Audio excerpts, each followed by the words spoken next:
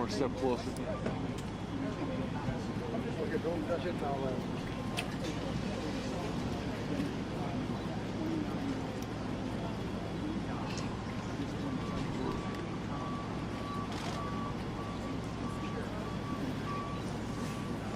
Well, sir. 1, 2, 3, 4. That's.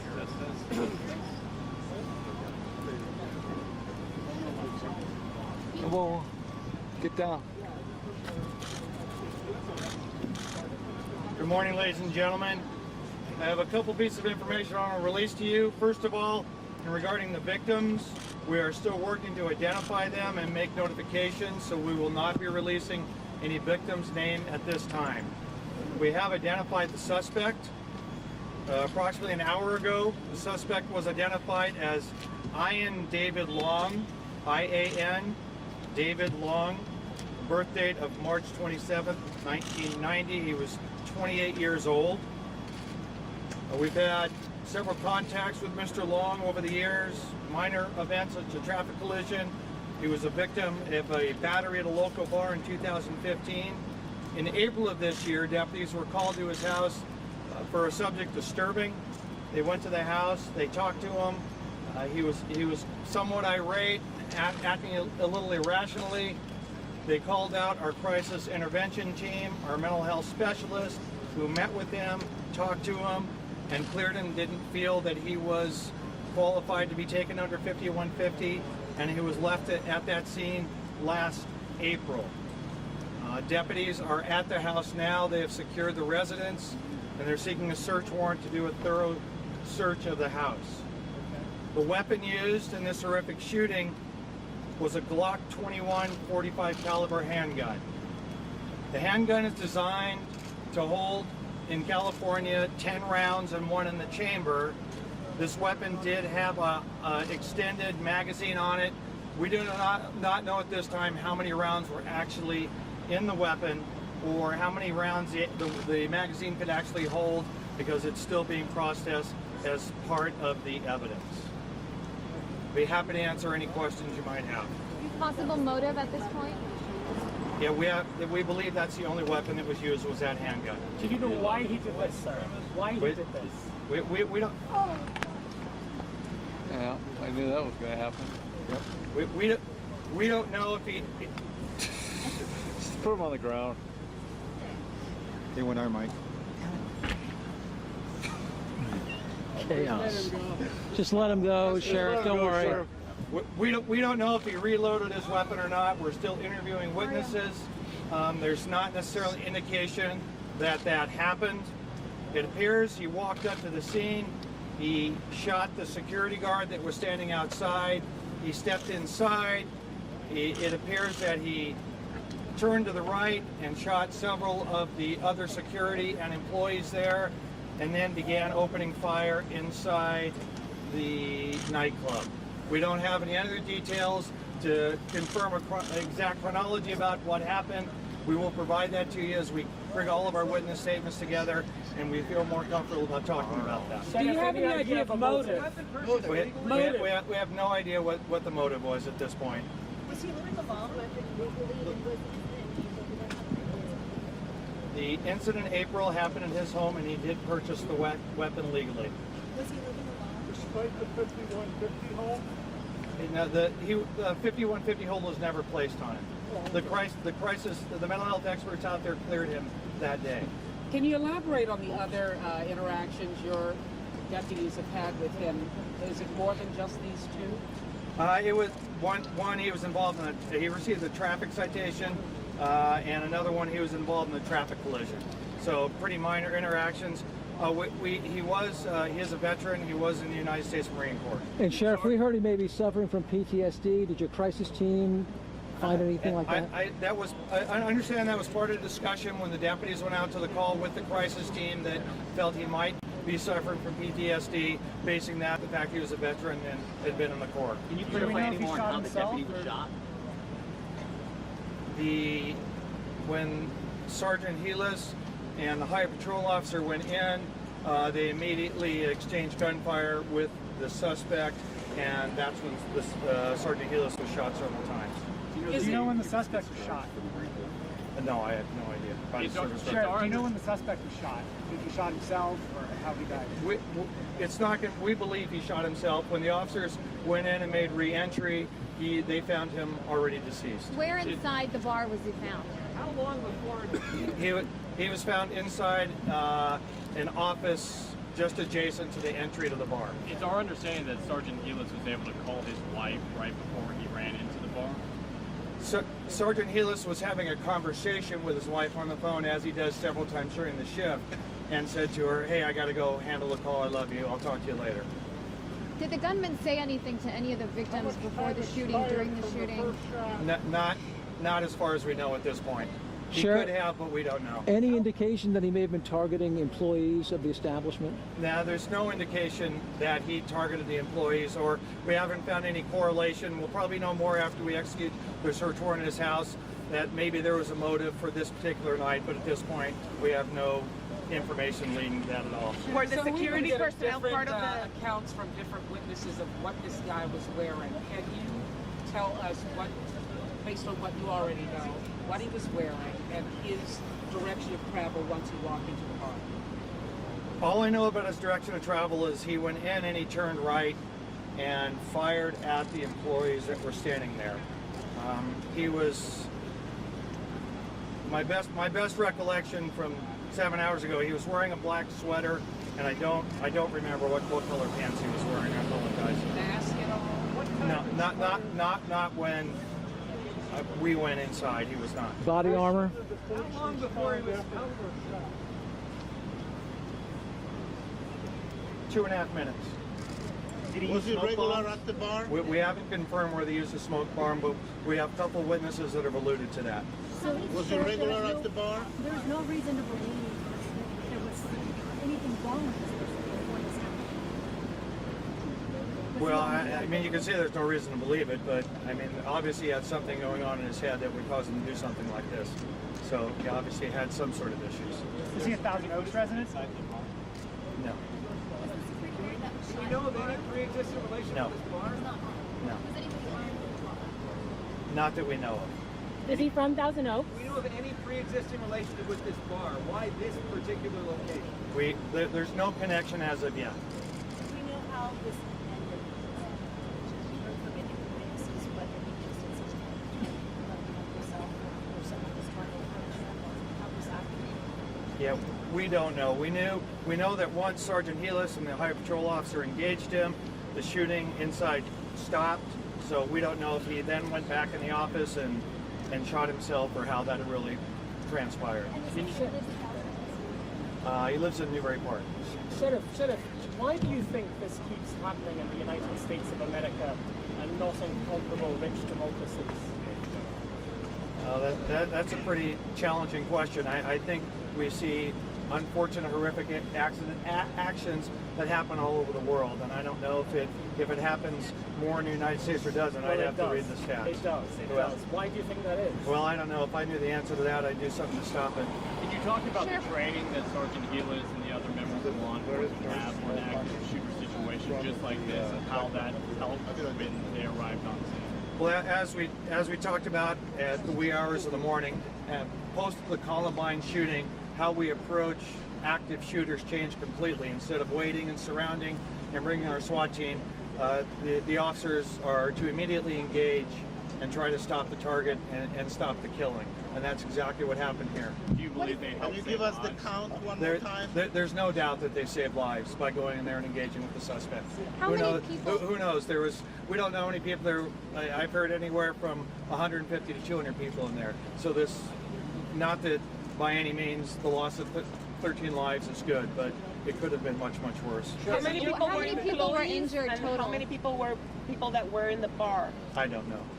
Is it your belief that this was random, or do you think he was targeting, even though you don't know who or what it might be? Well, I don't think it was random. He's a resident of this area, and I would have to.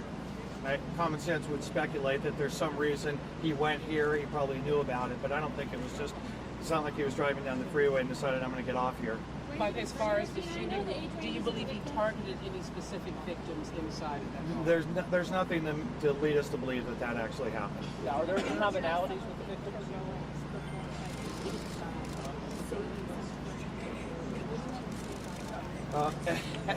It's just amazing. There were probably 6 off-duty police officers in there from a couple different agencies, and I've already talked to a parent that came up and said they stood in front of my daughter. So it was amazing. It was amazing. How many people injured?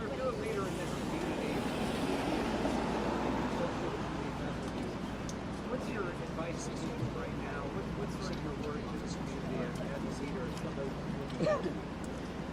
leader? You know, when I went and spoke at a Jewish synagogue after the tragedy on the East Coast, and when I talked to the parishioners there, and I followed up on the rabbi, I said, we've got to do something about the hate, and we've got to do something to just spread the love and reach out and help people and be patient with them and understand them, because this will touch so many lives around our community. Sheriff, any indication of social media that he may have been using where he was complaining about something, or? There's nothing to indicate that, but we are looking at his social media sites, which I'm sure all of you are also. Sheriff, did any of the off-duty officers in there engage him at all? Or? None of them were armed. So,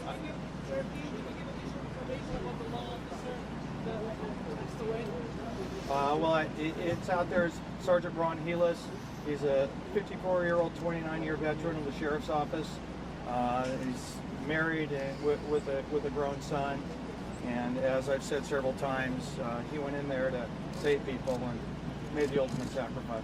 Sheriff, is there a commonality with the civilian victims, whether in age or gender or some other demographic, or even by location within the crime scene? No, I don't believe so. I mean, I once they get inside, you use the word random, and I think that it appears to be random inside. I don't think he was targeting people. We could do a further investigation. It could prove to be true, but it doesn't appear to be that way at this point. What is the plan? When and where he brought the gun? Pardon me? Do you have a clue when and where he purchased the gun? Our partners at ATF are currently in the process of investigating that for us. What? No, I don't know exactly. I believe there might have been 4 or 5 that I saw, but I'm not sure how many were in there. What is the plan to honor Sergeant Helis today? I'm sorry? What is the plan to honor Sergeant Helis? At 10 o'clock we will... At 10 o'clock we'll be moving his body from Los Robles Hospital to the medical examiner's office in Ventura, and we'll be convoying him over. With the loss of the sergeant, what does this community lost? It's lost a hero. It's lost a great human being. It's part of the loss of the 11 other victims that are in there, and it's all part of the suffering that we're all going to go through as family members and parents and brothers and sisters on this tragic, senseless loss of life. Sheriff, what is your message? He was within a couple years of retiring, yes. Can you talk about any training that these deputies may have been through recently to go in there when they're prepared? We do ongoing active shooter training with all of our personnel. In our county, we train with our firefighters also. So if we need medical rescue, we take our firefighters in with us. So it's an ongoing training that we've been doing for years.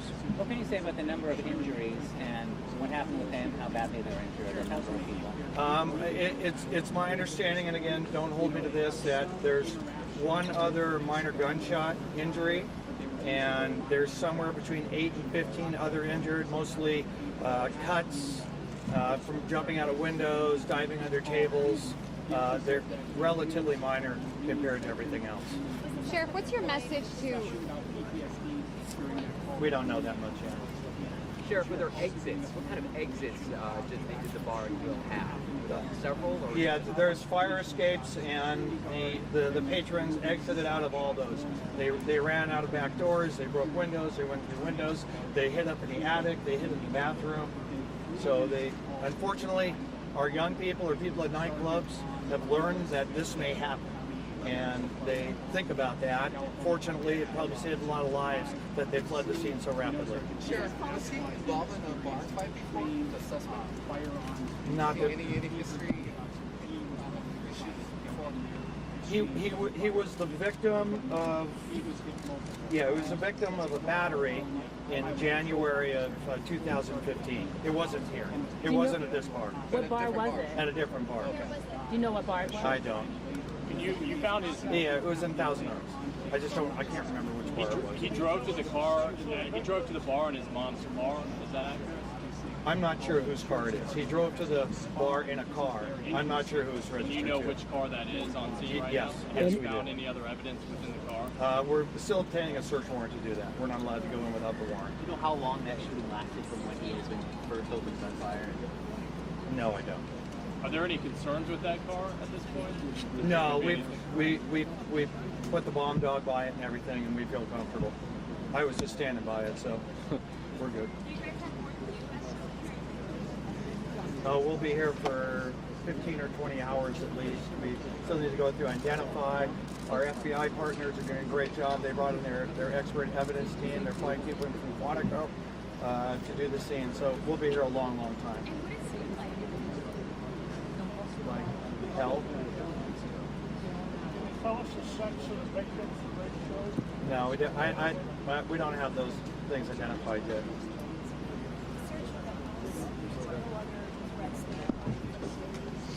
We have the house secured.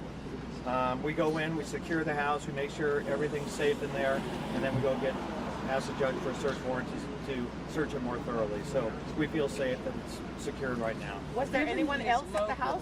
Have you reached out or made contact with any of his relatives? And have they indicated that there was something that may have been an issue? We've had some conversations with some family members, and it would be premature to talk about that. It's still part of the ongoing investigation. Do you plan to stay on until the investigation?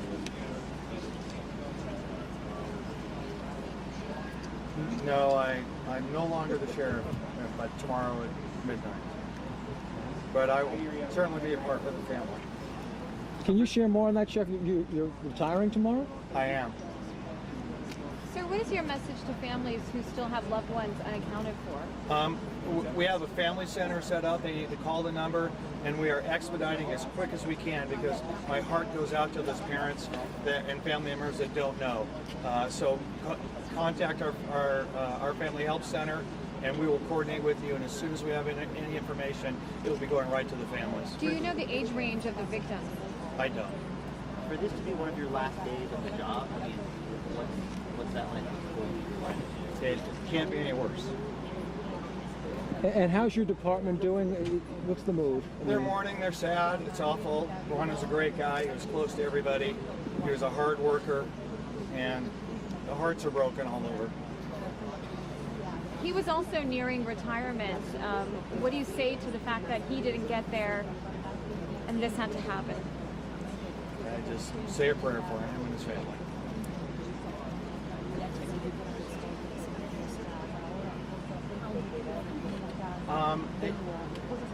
I don't know if it'll be me, but I think the next thing that would be important to you is when we can release victims' names, and we will do that as soon as we can. And if we can do it incrementally, we'll do that, so we don't have to wait, because I imagine some of the identification is going to take longer.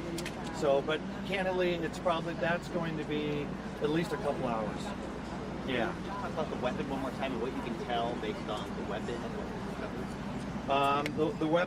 The weapon was a Glock 21, 45 caliber, and again, the weapon was designed in California to hold a magazine of 10 rounds in one in the chamber, but he had an extended magazine on it, but we have no way to know how many rounds he actually had in there. And that's illegal to have that type of... The extended magazine, yes.